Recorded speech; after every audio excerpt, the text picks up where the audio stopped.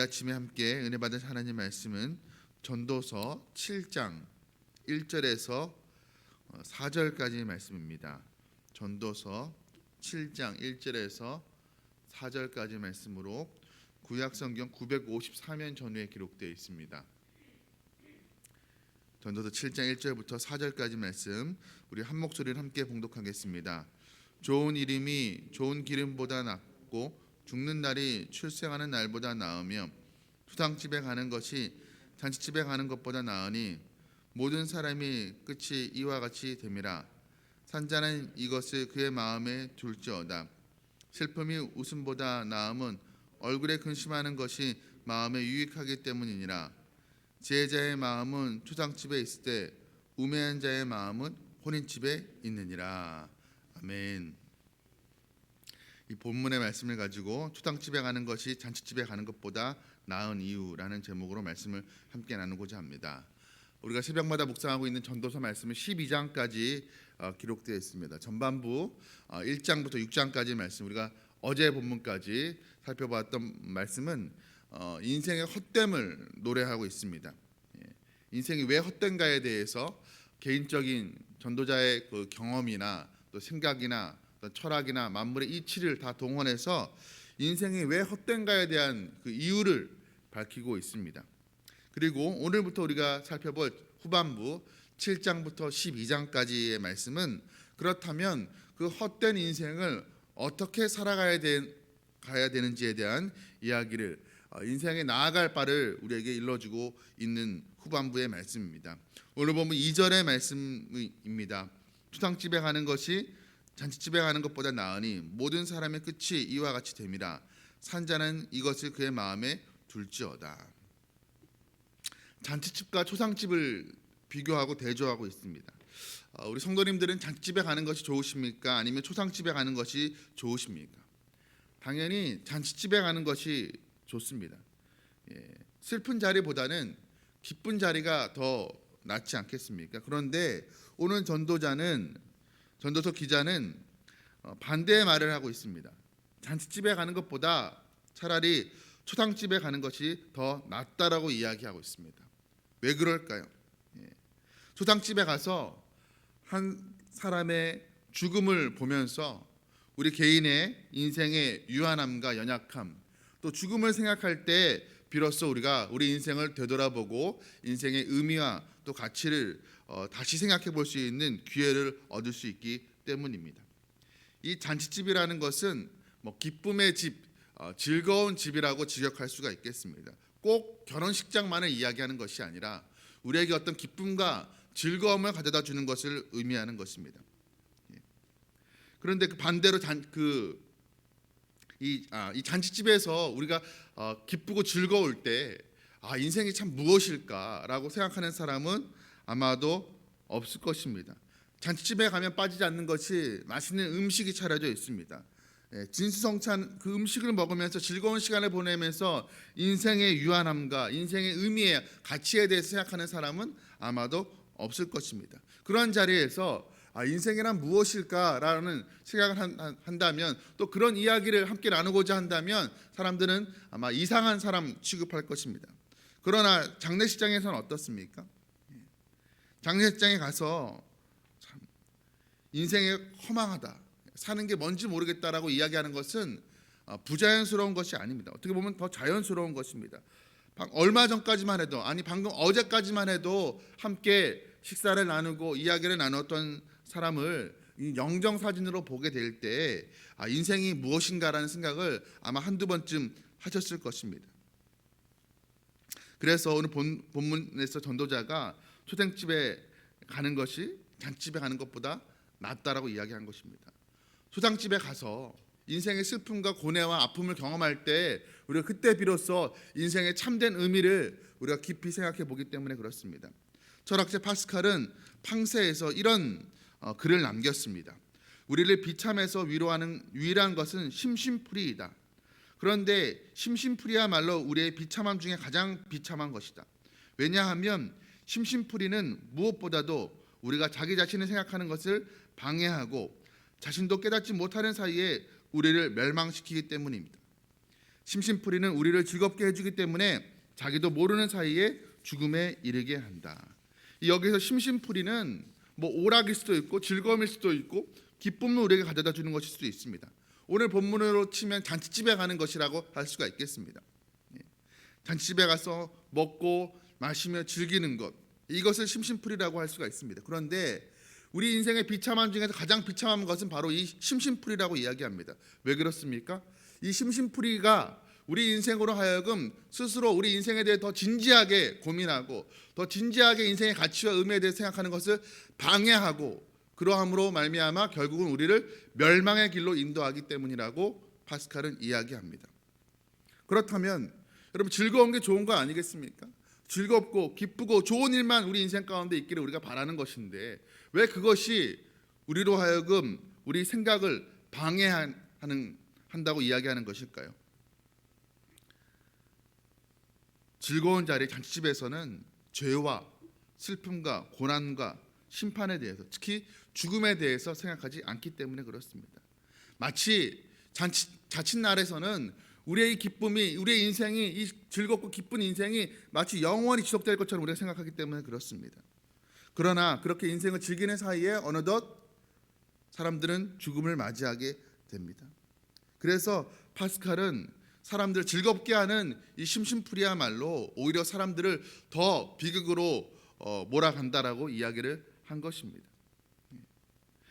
오늘 전도서의 기자도 파스칼과 같은 이야기를 하고 있습니다. 우리가 잔치집보다 초상집에 가야 되는 이유가 분명합니다. 이걸 고지고대로 문자 그대로 장례식장 가는 것이 결혼식장 가는 것보다 더 낫다라고 이해해서는 안 될 것입니다. 우리가 인생의 아픔과 슬픔을 경험하는 것이 오히려 기쁨과 즐거운 일을 경험하는 것보다 더 의미가 있다라고 해석을 해야 될 것입니다. 왜 그렇습니까? 초상집이야말로 인생의 의미를 우리가 돌아보게 하기 때문에 그렇습니다. 그래서 오늘 전도서 기자는 3절에서 이렇게 말씀합니다. 슬픔이 웃음보다 나음은 얼굴에 근심하는 것이 마음에 유익하기 때문이니라. 여러분, 슬픔은 우리가 일반적으로 불행을 상징한다고 이야기합니다. 그리고 웃음은 행복을 상징합니다. 그런데 오늘 전도자는 초상집에 가서 슬퍼하는 거, 근심하는 것이 오히려 잔치집에서 웃고 떠드는 것보다 마음에 더 유익하다라고 이야기하고 있습니다. 왜 그렇습니까? 초상집에서 얻는 인생의 교훈이 잔치집에서 얻는 교훈보다 훨씬 더 크기 때문에 그랬습니다. 그래서 전도자는 오늘 4절 말씀에서 이렇게 이야기합니다. 지혜자의 마음은 초상집에 있을 때 우매한 자의 마음은 혼인집에 있느니라. 정말 지혜로운 사람은 초상집에 그 마음을 둔다. 초상집에서 인생의 어려움과 슬픔과 고난을 경험할 때 그때 더 인생의 의미를, 인생의 교훈을 찾아낸다라고 이야기하고 있습니다. 그러나 오늘 전도자가 반드시 삶을 비관적으로 반드시 바라본 것은 아닙니다. 먹고 마시고 또 즐거운 삶에 악하다라고, 의미가 없다라고 주장하지는 않습니다. 우리가 지난 앞선 본문에서 살펴봤는데 전도서 2장에는 이런 말씀이 있습니다. 사람이 먹고 마시며 수고하는 것보다 그의 마음을 더 기쁘게 하는 것은 없나니 내가 이것도 본즉 하나님의 손에서 나오는 것이로다. 사람이 하루를 살아가면서 먹고 마시고 수고하는 것이 하루의 대부분입니다. 그런 평범한 일상을 누리는 것 하나님의 선물이다라고 이야기합니다. 그런데도 초상집이 더 낫다라고 이야기하는 것은 무엇입니까? 먹고 마시고 즐거운 것이 악하다라고 이야기하는 것이 아닙니다. 근데 그것보다도 오히려 초상집에 가는 것이 더 좋다라고 이야기한 것은 우리가 죽음을 기억해야, 그 아픔과 고난을 통해서 우리가 죽음을 기억해야 우리에게 주어진 삶의 시간을 더 잘 사용할 수 있기 때문에 그렇습니다. 특히 우리 성도들에게 죽음을 맞이하는 시간은 매우 중요합니다. 우리 자신이 반드시 죽을 것이고 그 이후에 일어날, 우리가 마주하게 될 죽음 이후의 삶을 생각하게 될 때 우리가 비로소 우리 현재의 삶을 바르게 살아갈 수 있기 때문입니다. 사람들은 머리로는 인생이 언젠가 죽을 것이라는 것을, 내 인생이 언제 끝날 것이라는 것을 생각합니다. 그러나 감정적으로는 우리가 죽음을 생각하지 못하고 마치 내가 오늘 살아가는 이 오늘이 무한 반복될 것처럼 우리가 생각하며 살아가는 것이 사실입니다. 그러나 성경은 이야기합니다. 한번 죽는 것은 사람에게 정해진 것이라고 이야기합니다. 죽음을 아는 자만이 지금 내게 주어진 오늘 하루를, 이 생명의 시간을 헛되이 사용하지 않을 수 있습니다. 사실 이 전도서 말씀을 우리가 잘 이해하기 위해서는 전도서 마지막, 이 전도서의 결말 부분을 먼저 아는 것이 중요합니다. 전도서 기자가 전도서의 마지막 결론 부분에서 모든 전도서의 말씀을 마침표를 찍으면서 하는 말이 무엇입니까? 전도서 12장 1절과 2절 말씀, 우리가 잘 아는 말씀입니다. 제가 읽어보겠습니다. 너는 청년의 때에 너희 창조주를 기억하라. 곧 곤고한 날이 이르기 전에, 나는 아무 낙이 없다고 할 해들이 가깝기 전에, 해와 빛과 달과 별들이 어둡기 전에, 빛 위에 구름이 다시 일어나기 전에 그리하라 말씀하고 있습니다. 무슨 뜻입니까? 죽음이 이르기 전에 창조주 하나님이 기억하라라고 말씀하고 있습니다. 전도서는 인생에 아무 의미가 없다, 모든 것이 헛되다라고 이야기하고 있지 않습니다. 인생이 헛되기 때문에 창조주 하나님, 주관자 하나님, 심판자 되시는 하나님을 기억하라고 말씀하고 있는 것입니다. 그 하나님을 마음에 깊이 새기며 살아가라는 것입니다. 언젠가 우리 인생은 죽을 것인데 그 죽음 이후에 내가 살아온 지난 모든 인생을 판단하실 그 하나님을 기억하면서 살아가라는 것입니다. 이 진리를 우리가 마음에 새길 때 우리가 어찌 우리에게 주어진 인생을 함부로 살아갈 수 있겠습니까? 오늘 전도서 기자는 잔치집에 가는 것보다 초상집에 가는 것이 더 낫다라는 그 교훈을 주기 전에 1절 말씀에서 또 이런 말씀을 하고 있습니다. 좋은 이름이 기름보다 낫고 죽는 날이 출생하는 날보다 나으며, 이름과 기름을 비교하고 있습니다. 고대 이스라엘 사회에서 이름은 단순히 사람을 부르는 호칭에 지난 것이 아니었습니다. 그 이상의 의미가 있었습니다. 사람의 그 이름은 그 사람의 명성, 곧 평판과도 같았습니다. 우리나라에서도 자녀들의 이름을 지을 때 그냥 부르기 쉬운, 발음하기 쉬운 대로 이름을 짓지 않습니다. 그 이름에 아이 자녀가, 내 아들 딸들이 이런 사람으로, 이런 훌륭한 사람으로 자랐으면 좋겠다라는 그 부모의 바람을 담아서 그 이름에 짓습니다. 그러니까 그 이름대로 살아가라. 이 이름의 평판대로 살아가라. 이름을 더럽히지 말아라. 그런 의미를 담고 있는 것입니다. 고대 이스라엘 사회에서도 이름은 그런 의미로 사용되었습니다. 이름은 곧 좋은 평판입니다. 또 대조하는 좋은 기름. 기름은 부요함을, 풍요로움을 상징한다고 할 수가 있습니다. 그런데 오늘 1절에서 좋은 이름이 좋은 기름보다 낫다라는 말은, 다시 말하면 좋은 평판이 부자가 되는 것보다 낫다라는 그런 의미를 담고 있는 것입니다. 그 말씀에 이어서 1절 하반부에 죽는 날에 출생하는 날보다 낫다라고 이야기합니다. 이것은 그 사람이 죽을 때 비로소 그 사람의 평판과 명성이 드러날 수 있기 때문에 그렇습니다. 그가 어떤 사람이었는지는 그가 살았을 때보다 그가 죽음을 맞이할 때 그의 평판과 명성이 제대로 드러난다라는 것입니다. 사람들은 언제나 변할 수 있습니다. 바르게 살려고 노력했던 사람이 마지막에는 악한 사람이 되어서 죽을 수도 있습니다. 또 반대로 정말 악했던 사람이 마지막에는 훌륭한 사람이 되어서 죽음을 맞이할 수도 있습니다. 아무리 젊었을 때 좋은 평판을 가졌다 할지라도 끝까지 좋은 평판을 유지하며 살아가는 사람은 그렇게 많지 않은 것 같습니다. 꼭 그렇게 된다는 보장은 없습니다. 반대로 일생의 전반부는 어떻게 보면 마지막 직전까지도 인생을 무의미하게 정말 좋은 평판을 받지 못했고 살았던 사람들도 인생의 마지막에 가서는 의미 있고 좋은 평판을 받으며 죽음을 맞이할 수도 있는 것입니다. 그래서 사람의 명성이라는 것은 살았을 때 판단하는 것이 아니라 그의 사후에 그의 인생을 판단할 수가 있는 것입니다. 그래서 전도서는 좋은 이름이 기름보다 낫고, 좋은 기름보다 낫고 죽는 날이 출생하는 날보다 낫다라고 지금 말씀하고 있는 것입니다. 교회를 섬기다 보니까 1년에도 수많은 장례를 경험하게 됩니다. 많은 성도님들의 죽음을 경험하게 됩니다. 장례식장 하면 많은 화환들이 놓여 있는 것을 보게 됩니다. 자녀들이 좀 잘 되고 또 성공한 분들 같은 경우에는, 또 고인이 살았을 때 어떤 사회적인 명성이 있었던 그런 분들은 수많은 그 화환이 놓여져 있는 것을 보게 됩니다. 그런데 그 화환의 수가 중요한 것이 아니죠. 장례를 이렇게 3일 동안 진행하다 보면은 또 고인이 어떻게 사셨는지에 대해서 우리 교회 성도님들이 이야기하는 것을 들을 수가 있습니다. 교회가 세워지고 나서 교회가 한참 부흥할 때 이 성도님, 권사님께서 어떻게 그 봉사하셨는지, 어떻게 하나님을 섬기고 성도들을 섬겼는지에 대한 이야기를 들을 때가 있습니다. 그 고인의 죽음을 진심으로 애도하는 것을 보는 경우가 있습니다.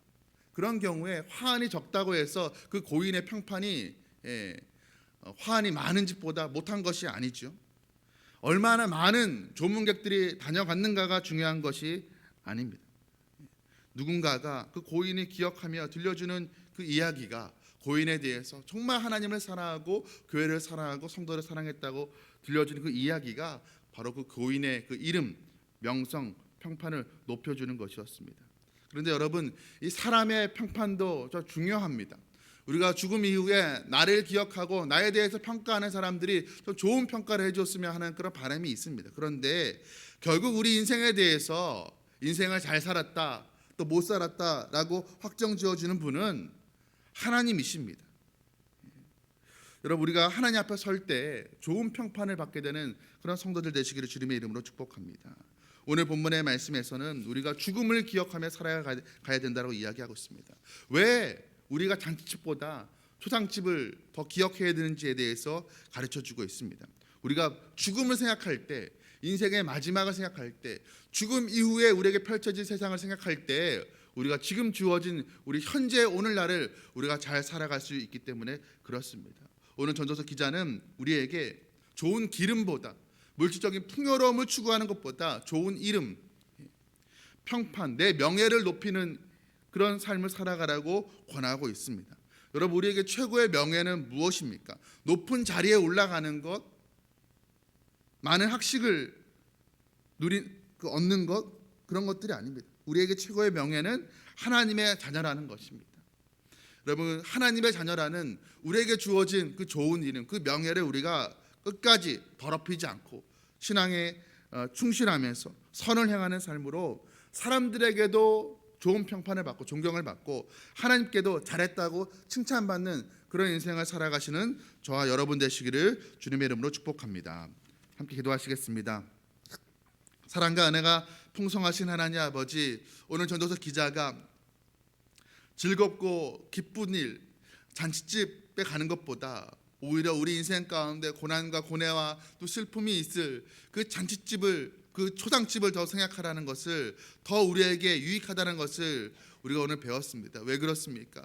그것을 통해서 우리가 인생의 마지막 죽음과 그 죽음 이후를 우리가 비로소 생각할 수 있기 때문에 그렇습니다. 주님, 우리는 우리의 인생의 연약함과 유약함, 우리에게 언젠가 죽음이 올 것이라는 것, 우리에게는 언젠가 그 죽음 이후에 저 천국이 펼쳐질 것이라는 것을 우리가 잊지 않고 기억할 때 오늘 우리에게 주어진 인생을 방종하지 아니하고 주님 생각하면서 주님의 말씀에 순종하면서 하나 살아갈 수 있게 됨을 고백합니다. 하나님, 오늘 우리가 하루 살아갈 때에도 비록 우리의 오늘 하루의 삶이 잔치집과 같은 삶이 아니라 할지라도, 초상집과 같은 삶이라 할지라도 그것을 통해서 하나님, 우리 인생의 유약함을 생각하고 창조주 되시는, 우리에게 영원한 생명을 선물하시는 그 하나님을 우리가 기억하면서 살아갈 수 있게 하여 주시옵소서. 하나님, 그리할 때 하나님 아버지, 하나님 우리에게 좋은 기림이 아니라 좋은 이름, 좋은 평판, 좋은 명예를 얻을 수 있는, 하나님 앞에서 정말 잘했다라고 칭찬받는